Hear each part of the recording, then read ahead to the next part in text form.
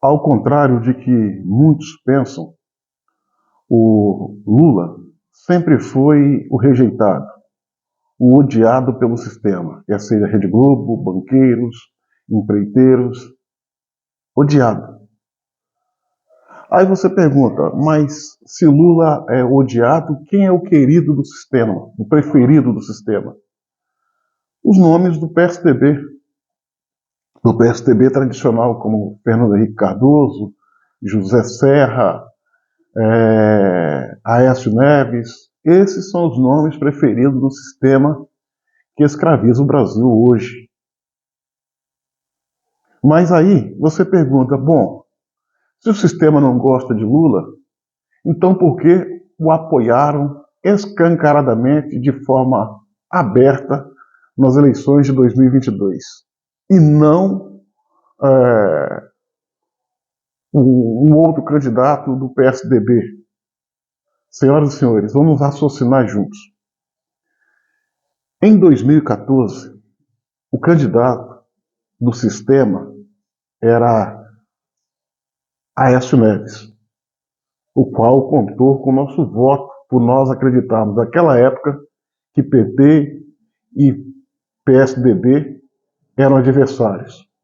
Trabalhamos ardentemente para Aécio Neves. Mas, ao contrário do desejo do sistema, deu quem? Dilma Rousseff na eleição. Em 2018, o candidato do sistema não era o Haddad, como muito menos, era o Bolsonaro. O candidato do sistema era Geraldo Alckmin. Mas, para infelicidade desse segmento, Geraldo Alckmin, quando acabou as eleições, teve uma votação pífia, ridícula, sendo ultrapassado nas urnas até pelo Cabo Daciolo. Quem foi consagrado o eleito naquela eleição de 2018? Jair Messias Bolsonaro, que constitui ainda uma ameaça para o sistema, mesmo porque não rouba, não deixa roubar, não faz acordo, trata o recurso do dinheiro público com lisura, com seriedade, não permitindo sangria do erário de forma a irrigar os cofres e os caixas do sistema. Mesmo assim, o sistema queria fazer alguém seu nas eleições de 2022 para derrubar Bolsonaro. Mas e aí? Quem, dentro desse espectro, poderia fazer frente a Bolsonaro, vindo do PSDB? Aécio Neves saiu do céu para o inferno, politicamente falando. Geraldo Alckmin, o Fernando Henrique Cardoso, está cansado, ultrapassado, estereotipado e não agrega. Quanto ao Geraldo Alckmin,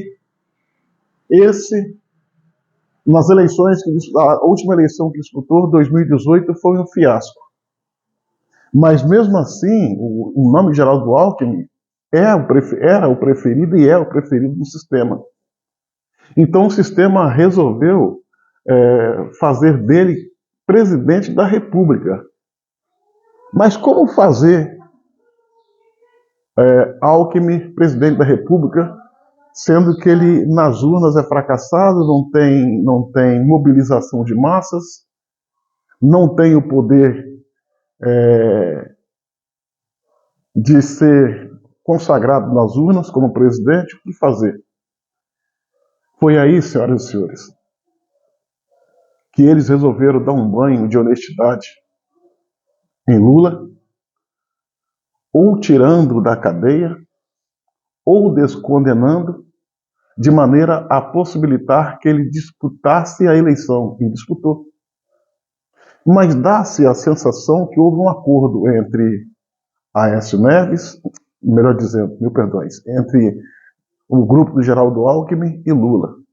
Coisa do tipo, eu te tiro da cadeia, nós te damos a liberdade, e você nos dá a eleição. Ou seja, eu venho candidato a vice, você vem nas cabeças, mas depois, por uma razão ou por outra, quem vai comandar os destinos da nação será nós. Ou seja, o grupo do PSDB apoiado e que tem a preferência do sistema. Globo, STE, Superior Tribunal Eleitoral, Supremo Tribunal Federal, empresários, enfim. E esse meu ponto de vista não é um devaneio, não é uma ilusão de minha parte. O único nome até então para fazer frente ao Bolsonaro era o de Lula. Porque se existem só dois nomes no Brasil hoje que têm o poder de mobilizar as massas, um mais que o outro, mas é fato. Lula e Bolsonaro têm esse poder. Lula e Bolsonaro têm esse poder. E aí, meu irmão, o que aconteceu? Estranhamente, o imaginável aconteceu. Lula veio candidato nas cabeças, como candidato a presidente, e Alckmin na vice. Segundo os dados do TSE, o Lula ganhou a eleição. A chapa Lula-Alckmin ganhou a eleição. Mas você parou para observar que o Lula, como presidente eleito, perdeu o protagonismo no processo? Hoje, quem dá as cartas nesse processo, o processo de transição, de indicação, de discussão e aparição, é o Geraldo Alckmin. O Lula simplesmente saiu do processo. É como se fosse uma figura que não existisse. E a prova mais clara disso foi que no decorrer dessa semana, o Geraldo Alckmin veio a público e desmentiu algumas falas de Lula. Duas delas a gente pode se destacar. Geraldo Alckmin falou que não vai ter a volta da contribuição sindical, que é uma coisa defendida por Lula, como também não vai mexer nas reformas estruturais feitas pelo governo Bolsonaro, que também seria um compromisso do Lula com a sua base. Por aí você vê que o Lula já não manda mais. Quem dá as cartas é Geraldo Alckmin. Assim sendo, com base nessa introdução, eu quero fazer uma análise política do quadro atual, partindo de dois princípios. Primeiro, de que as eleições para presidente e os seus resultados são verdadeiros, de acordo com o que foi divulgado pelo TSE. Fato. E o outro ponto é que no dia 1º de janeiro, Geraldo Alckmin e Lula assumirão como mandatários da nação. Esses são os dois pontos do qual eu vou partir e vou tratá-los como se fosse um fato. Pois bem, a partir do momento em que Lula tomar posse do seu eventual mandato, a guerra está declarada. Lula é um forte candidato a não ficar no cargo um ano sequer. Um ano. Lula não leva um ano do mandato. Ele vai ser rifado da vida pública ou por razões da natureza, tendo em vista que ele é um senhor de idade elevada e tem a saúde debilitada, ou sofrerá de alguma forma algum contragolpe, fogo amigo, desses que hoje estão lado a lado com ele, que são os caciques do PSDB sobre o manto falso do PSB. E aí, meu irmão, quando isso acontecer, porque Geraldo Alckmin, ao tomar as rédeas da nação, não vai querer aceitar a intromissão do PT, a guerra está declarada. A guerra está declarada. Aí nós vamos ver nas ruas contra contra Geraldo Alckmin duas correntes, a direita e a esquerda. A direita numa avenida e a esquerda na outra. A direita numa praça e a esquerda na outra. Todos com o mesmo objetivo e o mesmo alvo, mirando para tentar derrubar Geraldo Alckmin, que, por certo, não vai ter um mandato calcado na legitimidade. E o Brasil, por sua vez, vai se transformar num verdadeiro caos. Um caos sem igual. Geraldo Alckmin, ao assumir o mandato, não pense você que ele vai ser, além de ser um presidente ilegítimo, ele será, na verdade, um pau-mandado e testa de ferro de uma ditadura de togas. E é o que nós vamos viver no Brasil.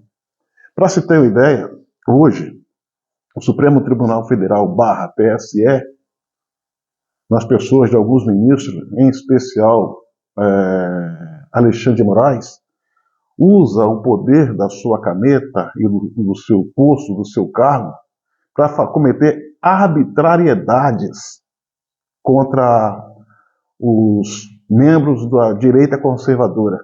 Hoje, só a direita é alvo desses arroubos autoritários do TSE / Supremo Tribunal Federal. E a esquerda tem batido palmas, achando que tudo isso é certo, que tudo isso é lindo, que tudo isso é válido. Só que tem um detalhe. Quando esse quadro que eu estou desenhando acontecer, quem vai passar também seu alvo da tirania do TSE e do Supremo Tribunal Federal vai ser o pessoal da esquerda, que toda vez que se levantar contra o suposto golpe do Geraldo Alckmin, vão ser perseguidos, presos, calados, censurados. Hoje, o alvo único e preferencial é a direita. Amanhã será a direita e a esquerda. Supremo Tribunal Federal, TSE, Rede Globo, eles não têm apreço pela pessoa do Lula. Eles gostam, repito, do Geraldo Alckmin. E foi por essa razão que fizeram toda essa manobra, não para colocar o Lula no poder, não, para colocar Geraldo Alckmin usando o Lula. Ou seja, é um inimigo útil do momento, foi um inimigo útil para o momento. A gente vai ver nas ruas do Brasil, muito em breve, a esquerda e a direita, embora em locais diferentes, utilizando a mesma palavra de ordem, o mesmo grito. Se você parar para analisar, a guerra entre essas duas correntes, de Alckmin e de Lula, já começou. Basta ver o processo de transição, o desentendimento, a discussão, a ciumeira, a briga por espaço, que já existe. E isso não vai acabar por aí. Eu diria que quem mais vai sofrer as agruras das perseguições, das censuras, das cortes, que eu chamaria de bolivariana, TSE e Supremo Tribunal Federal, muito mais que amanhã, muito mais que a direita, será a esquerda. Então, a minha análise política é essa. Acredito piamente que o Lula sabia de toda essa trama. Basta ver que quando da campanha, ele não fez campanha para presidente. Ele não fez campanha para ganhar a eleição, ele fez campanha para perder a eleição. As besteiras que ele falava o tempo todo, dava-se a impressão que ele não queria ganhar a eleição. As besteiras que falavam, a falta de propostas claras, tanto é que foi um candidato a presidente que sequer tinha um plano de governo. E nem precisava, não é mesmo? Então, senhoras e senhores, independente do senhor e a senhora de ser de direita e esquerda, essa é a minha análise. Lula, se porventura tomar posse, não leva um ano no poder. E diria mais, no 6º mês de governo, já vai estar caindo. Vai estar caindo.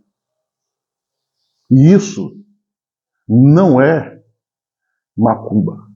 Isso não é achismo. A minha fala, a minha análise política do quadro atual é com base em ciências políticas. Dias piores estão por vir. Aguarde.